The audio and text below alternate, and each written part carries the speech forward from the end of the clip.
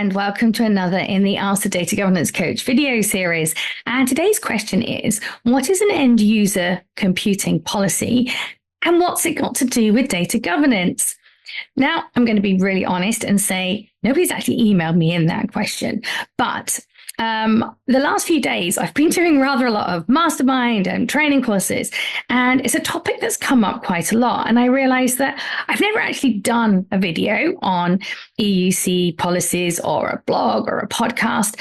And I thought it was really important that I took the time to do this. So as many of you may know, I came from a banking background. I worked in a bank for many years before I got into data governance accidentally, but found my calling. Now, financial services are highly regulated, and for many years, they've had to have what is called an end user computing policy. And the whole reason for this is that we know, and it's regardless of what sector you work in, users have a habit of creating their own solutions, sometimes called shadow IT, on Excel spreadsheets. And it's going to take too long to get a system change, or the data we want isn't in a system and there are no fields for it. So we just naturally start to log things in spreadsheets. And by this, I don't mean your department's holiday list. These are often spreadsheets that are used to support perhaps regulatory reporting, or they're supporting critical business processes.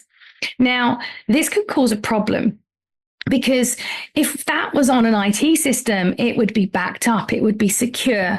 We'd have clear instructions on how to use it and who should or shouldn't access it.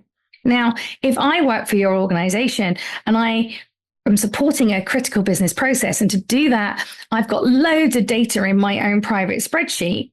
So we have a number of problems there. One, who else knows about the spreadsheet and how it's supposed to work other than me? Two, what happens if one of our servers goes down? Have I copied it somewhere else? And if so, is that copy up to date? Is it okay to use? Has anybody even considered if that's the right data that's in there? Is it good enough quality to do the, support whatever process it's supposed to be? And so you can see that there are elements of data governance in that, but there's also elements of business continuity and backup and access management.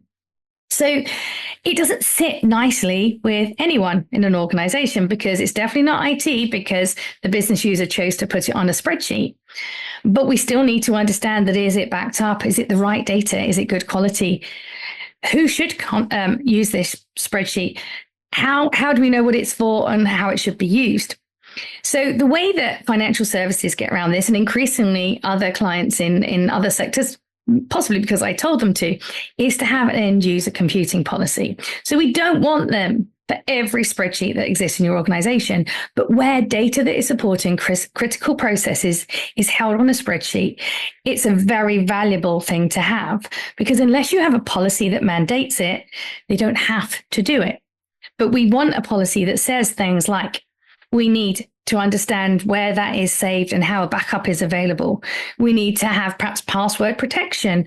We need to have some documentation in it that explains what the spreadsheet is for, how it should be used.